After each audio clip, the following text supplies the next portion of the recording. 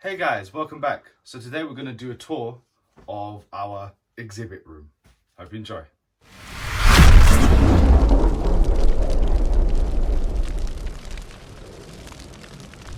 So to start off this room, we're going to first look at perhaps the most boring part, but the most useful part, honestly, of this room, which is our little work shelf. I mean, it used to be bigger, but things keep taking up more and more space. So we have our rhino rat snake here. We have Kevin McCurley's book. All our hooks are hanged up.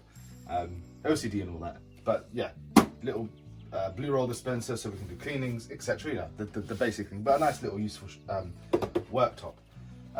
Considering we're here, we can start with our little rhino rat snake, who was featured in the previous video. And well, I don't know if she will make an appearance. I don't know if we can catch her. Ooh, if the camera can catch her in there. She likes her log. She really likes her log. There you go. You can kind of see her body in there. Right there. I don't want to disturb her too much. But she likes her log, and she spends quite a lot of the daylight hours just chilling in that log. But this is her little enclosure. It is only just for a hatchling, and we just opted to use this little Exoterra instead of like another rub. On this side, where do we start, I suppose? I suppose we can start up here, a bit more basic. This is our homemade V18 rack, which is heated by heat cable. Please ignore the bits of decor, because I'm always adding decor to different cages.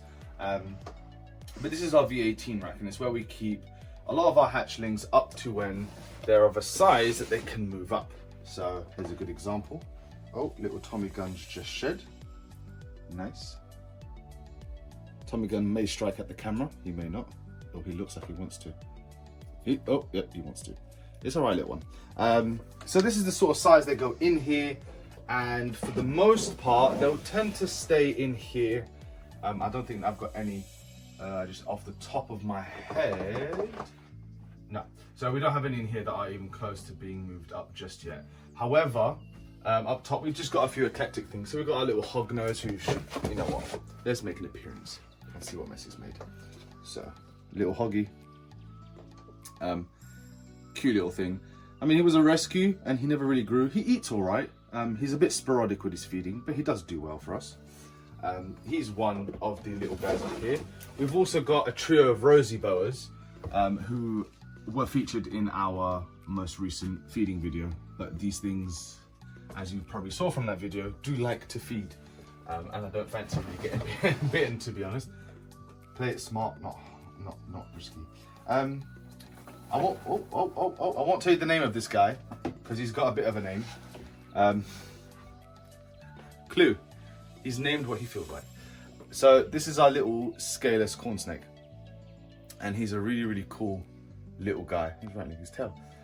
One of the only corn snakes we've actually ever purchased, to be honest.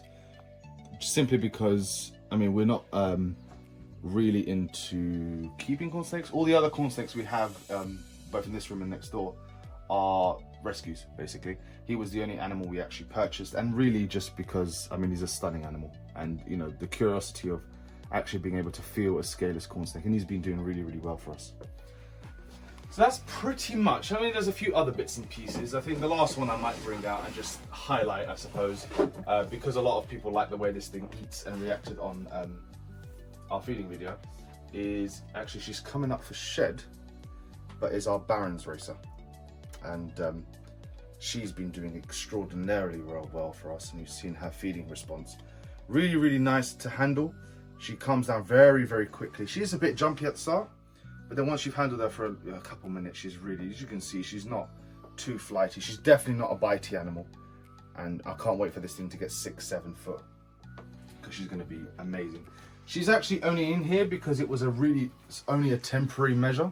She will be moving up very shortly into an Exoterra, a tall Exoterra variant, similar to the one we have over here with our carpet. So she'll be getting one of these very shortly, just honestly waiting for it to arrive. This is one of our little young carpet pythons. She is doing really well. She's actually calmed down a lot since she was moved into this vivarium. She used to be a quite nippy little one in her little tub, but she's doing extraordinarily well. A very basic setup, but all the same, I've tried to keep it as naturalistic, given her the opportunity to actually climb and perch a little bit up there, like we've done with our other carpets next door and downstairs. Might as well, considering we're up here, talk about this big thing. You won't see anything big in here, and that's just because they're never out in the day. They're always hiding in the day. They never come out. Only if you actually come in here at night after we've turned all the lights off, then you actually see 3 Brazilian rainbow boas who are doing extremely well, who used to live down here actually, but I felt it was time for them to move up. This is a fully done up Exoterra, obviously with the foam background, all the foliage, naturalistic. Well, they're plastic plants because snakes are just going to crush them, to be honest. A nice bit of log in there for them to climb, and they do utilize all this space just in the dark, just after hours. They never use it during the day, unfortunately. They just spend their time hiding.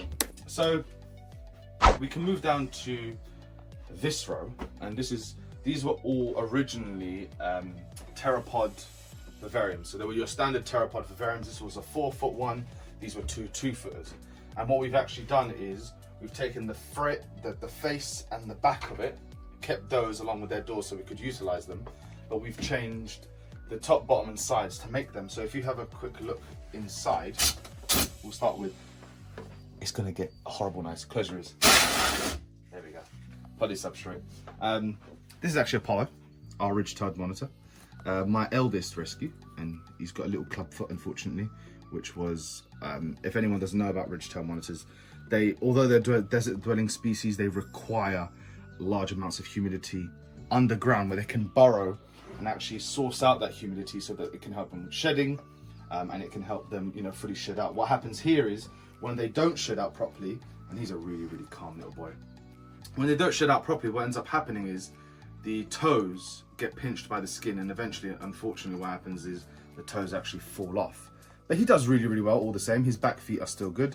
He had a scar, quite a large hole in his back when we first got him, and you can just about see the scar there where he's healed up nicely. But if we take a look at his viv, it's actually really deep. These are almost 3 foot front to back. So it's almost, I think it's just under a 4x3, because the base ones are 3 foot. These are slightly under 4x3, and they're all done up with this case, all the naturalistic rocks.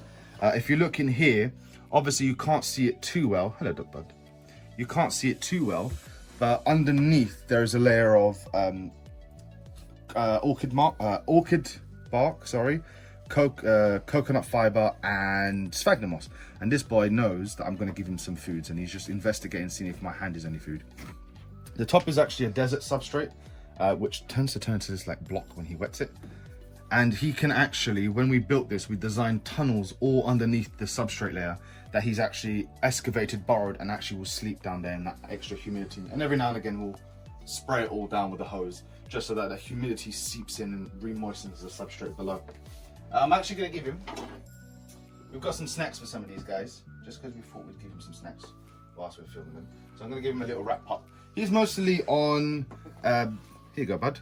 Want a rat pup? Oh, yeah, he wants that rat pup. So they're predominantly on locusts and insects, but every other week or so, I'll give him like a rat pup like this, or we'll give him something else, some sort of animal protein, whether that be some egg, it could be some bits of liver or some bits of heart.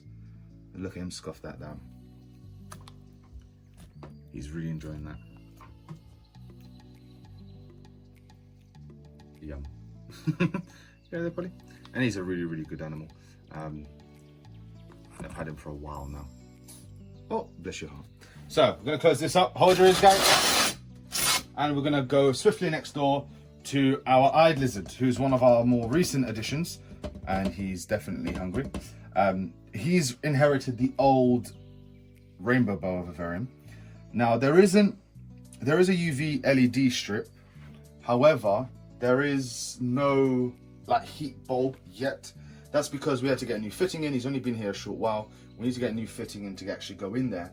But we're concerned that because of the height, we may actually move him out of here shortly. He does have a heat mat on a thermostat underneath that cave back there. And it is only a temporary measure because this animal was a more recent rescue. But he seems to be doing really well. He's going under there, he's basking, he's getting his UV. So we'll give him a nice little rat pop, because why not? He's obviously excited about his food, and you can see he's a little bit underweight, so we're more than happy. Oh my lord, he has quite a tenacious feeding response, and he's going to run back there, unfortunately. Let's see if we can go move out here. So you can see he's demolishing. He's going to bite it around, and he's going to make a mess of it, and eventually he'll eat it. He usually takes down these rat pops with quite some ease. I think he's a bit disturbed by the fact we're right here with the camera, but we'll leave him be. So you can see his viv is, again, planted. He's got plenty of decor. He does use all this climbing material. He climbs around. The heat mat is just positioned under there, but he's gone back to it. But we'll leave him be. This is the viv that I most despise entering, if I'm fully honest with you. This is the home of our yellow anaconda. Now, anyone out there who knows anything about yellow anacondas knows that they are not the friendliest of creatures. So I shall go in for the views, for the camera, to expose them to you guys. So Jay, if you keep there, because I don't want to get bitten. And there he is. He is an incredibly intelligent animal. Very, very intelligent. He knows the difference between a glove and a hand. Now you may be able to see, just make out the heat mat there. The probe is actually very well adhered directly to the heat mat when you're using these sort of enclosures where you're putting a heat mat inside of a wooden structure. You really want to make sure they never overheat. So he's unfortunately laying on it, so I can't really show you. But we make sure that the probe of the thermostat is really, really well secured to the base, or directly onto the heat mat itself. So even if the animal's sitting on it, if he buries it, anything like that, you're never going to have the heat mat overheat. And we've been doing this now for a number of years, never had an issue. Touch wood, there's plenty of it. So yeah, we can move down now to our most messy. Do you agree, Jay? Messy? Yeah, definitely. Most messy of creatures, Boulder and Rocky. So Rocky's older, and I actually literally only about a half hour ago cleaned his water. And Rocky, as you can see all the smearing here, as soon as Rocky sees you, he comes bolting to the front. Rocks, he did. You coming?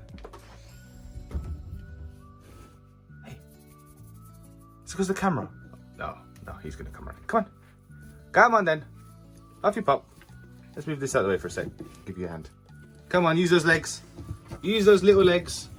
There you go. Well, traversing all this terrain. Hello, hello, hello. How's it going? Now, Rocky is a sweetheart. He is our eldest tortoise. We've had him 3 years now. Yeah, we've had him 3 years now. And he is a spurthide or Greek tortoise. He really does enjoy it. Up top, we've got our UV beam and then our individual heat bulbs hung down for these enclosures. This is a 4x3. It won't, for him, it won't be his permanent. He'll probably get the whole run of this once Boulder grows out of it.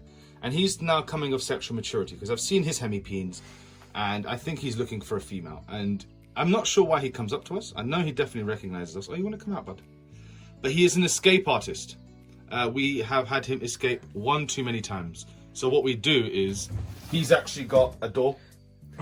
This originally we didn't intend for it to be for tortoises, so we have 2 doors, but I keep the door on his side because he will jump out. And you can see now throughout the course of this video, he's going to be here doing this madness. But he only does it when we're in here.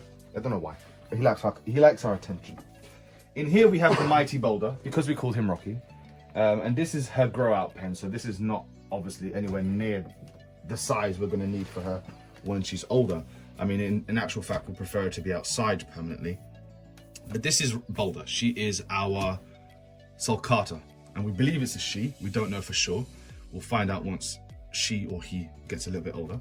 She's a lot shyer than Rocky is, but she is very, very strong. Even at this size, she is incredibly powerful. She likes to dig a lot, and I'm going to refer to her she until proven otherwise. They're all females unless I'm proven. But she will dig in here, and there will be substrate across this entire floor all the way into the corridor. So when she decides to dig, boy, does she dig. But she has this nice cool little habitat there. And again, this is only temporary for her we try to give her a nice little enclosure, and it will only be temporary until she gets of size where this is no longer appropriate, and then she'll either get a bigger vivarium, or well, to be honest, one of our ideas are to actually have her free roaming the house with a suspended sort of mercury vapor bulb in one corner where she can go and seek that UV and that heat. Moving swiftly along next door, if Madam Peach is actually awake, if not, I shall wake her up. Peach, hello. So she has a lagoon, and I think you've seen us cleaning her lagoon in previous videos when we've washed her. Well, she's made a mess again. But she is our Peach throat monitor. And if she doesn't want to come out for the camera, hold on, she's in here somewhere. She was basking earlier. Peach, oh, here she comes. So Peach is on her way. I'll let Jay get in position, because Peach really likes her food. And again, this is a... Where is she? Honestly, I still believe this is going to be a temporary closure. I do want to upgrade her again. She's actually on the side of the bowl. Hold on. Let me collect her. Oh, yeah. Come on, Peach. There's food here. Come on. So these monitor species love to squeeze themselves in the tightest... Here she comes. Tightest of positions. Oh my lord. Sorry, I shouted. Here you go. There you go. Peach loves her food, man. She was originally wild caught, unfortunately. She was another rescue. You notice a few of these guys are rescues. But she's been doing much better. In the beginning, she would hide for days. She would not come out if we were anywhere in the room. We'd have to put locusts in there and roaches and just leave her to her thing, you know, not going. And she's a bit nervous, I think, because the camera is in her face. She's a little bit more nervous than she usually is. But she does utilize that water area quite a lot, as you can see from the mess. We'll often find her soaking in there, swimming around. Hey, oh, she's falling over. Hey, hey. You falling around now? Oh, come on to your rope. Oh, savage creature. So this is actually just a rope twisted and bolted. Well, it's tied over this side and then bolted onto that way. And it's just a climbing frame for her. She does use it quite a lot. We find her a lot of the time on there. And really trying to create this sort of experience for her where she can feel that she's protected and secluded, where if you sort of take an overall look at the enclosure, you'll see that... Oh, I was speaking about boulder digging. You're gonna dig again? Or catch her? No? Go on. No? I just saw Substrate fly out, and you can see her shells covered in dirt. Anyways, if we catch her again. So you can see the overall enclosure is quite large. And it, again, 4x3. And it's got all these different bits of, quite cluttered, different bits of wood, etc. And a lot of foliage, just to really give her the sense of security. You're gonna come up? You're gonna come for your final rat? You want a rat? You're stuck? No? You want this final rat? Of course you do. You're Peach. There you go, hon. So I like to give her nice bulks of protein. Every time I point the camera at her, she stops digging. Dig. There she goes. And she's making herself a little burrow over there somewhere. Sorry, I had to keep cutting because I wanted to not to be called a liar. This thing digs, and it digs a lot. Oh wow! I just got one. Oh my! That's the first time Peach has whipped me. She missed me. She whipped the camera. I think she is not a fan of the camera. You're right, hon? But we'll leave Peach alone now. We'll let her finish off her rats and then go basking piece. But that's her big old enclosure. Oh, he's finishing off his rat back there. So he is going to finish it. I like to give him slightly bigger meals because this isn't a common thing. This isn't a constant thing that we do where we feed them loads of protein. I try to do it every other week. I try to make their staple Dubia cockroaches and locusts. Crickets here and there, but it's predominantly locusts and Dubia roaches. Down below, probably almost well known of our snakes, is Burma. And I'm not going to go into Burma today. Although Burma is a puppy, she's currently both with Luffy, who is our male. That little slither of something that's Open her up. You gonna open her up? Go. Alright, open her up. Get me the hook. And the only reason I say get me the hook is two reasons. We believe that Burma might be gravid, And also where I've been handling little rats, sorry, even though they're little rats, she can still smell rats. So I'm gonna open it up like this. And I'm only gonna do this. Oh, she's completely fine. You're right there, darling. So, she's actually quite cool at the moment.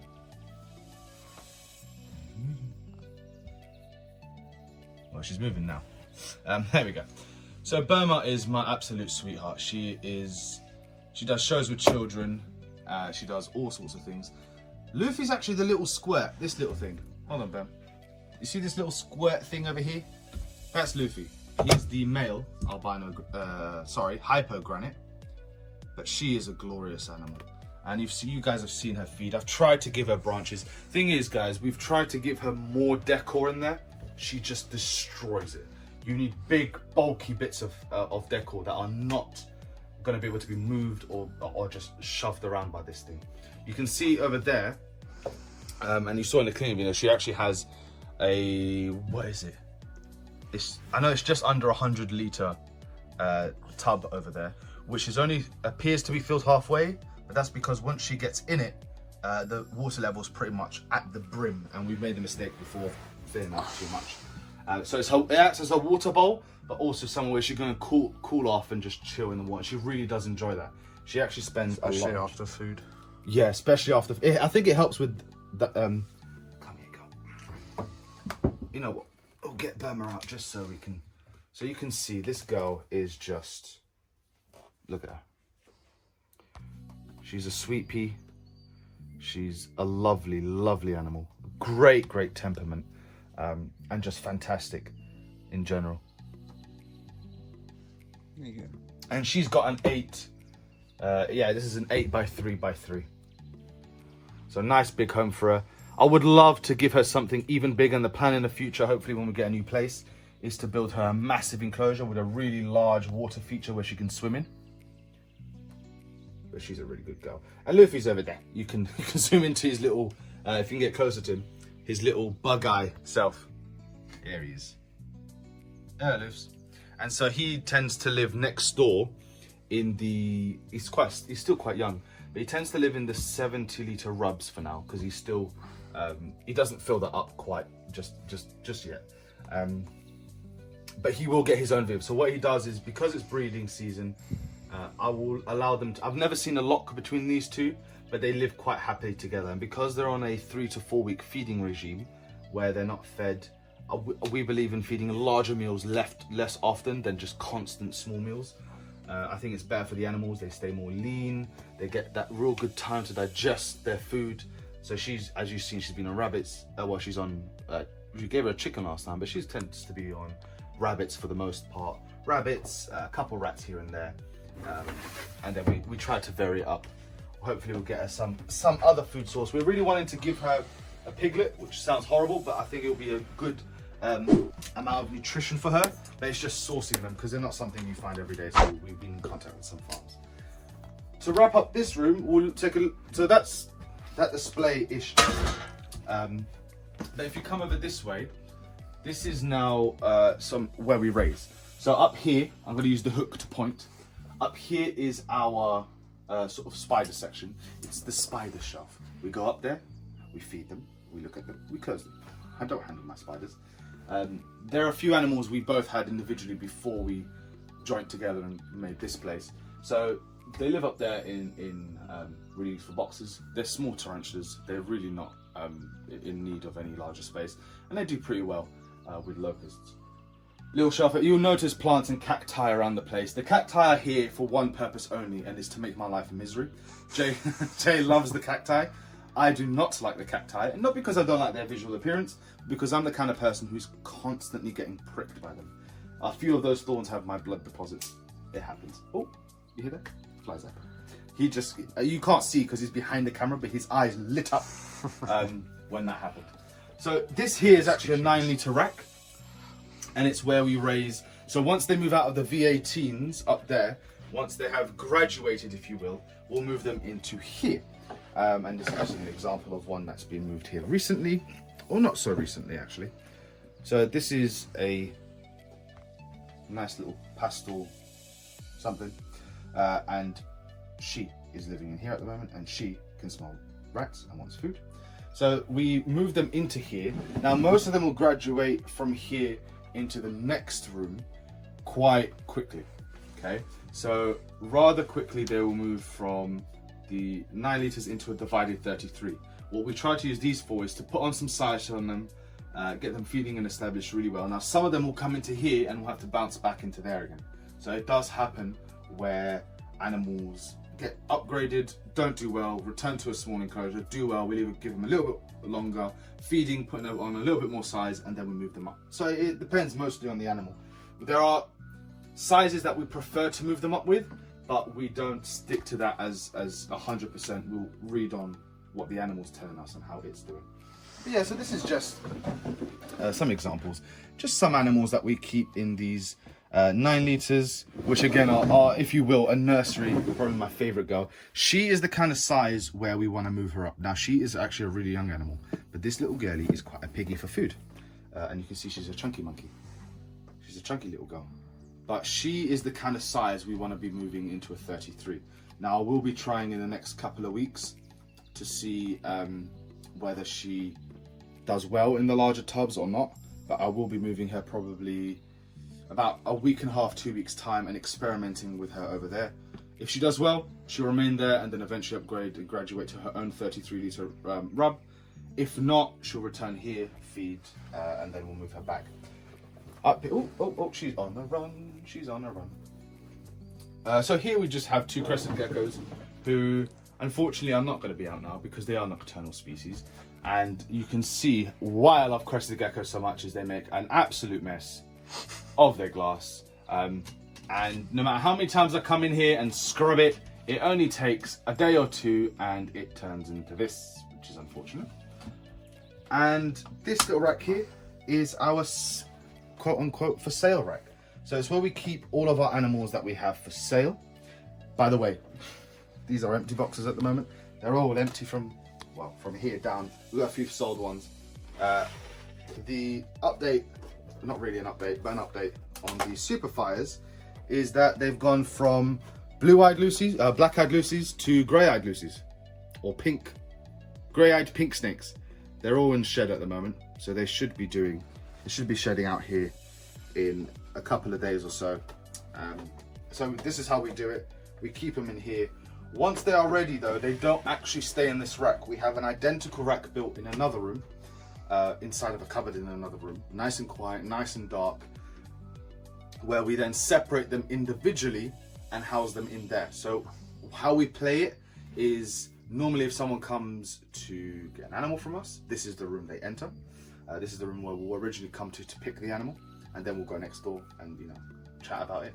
But we keep all the animals who are hatchlings in there, and we will move them over to here once they're ready for sale. Once they've had their 7 consecutive feeds and we're 100% confident that they're doing well and they're ready for a home, then they come into this rack, and from this rack they eventually find their forever homes. Really hope you enjoyed that. I have rattled on for 20 minutes now? 28. Oh Lord, it's been a long one. So thank you for bearing with me for that amount of time. Hopefully you've enjoyed that. Hopefully you enjoyed our series that we just released and you're enjoying the content that we're making. Don't forget to hit the like and subscribe button, guys. It means the world to us. Also, if you're on Instagram, don't forget to check us out at MJ's Pythons every Saturday from, it's changed, it was 8 to 9. It's from 7 p.m. because I can't do just 1 hour. So from 7 p.m. to 9 p.m. every Saturday, join us on Instagram Live, where we'll be chatting to people. We want people to jump on. It's going to be crazy. We love the last 2 we've done.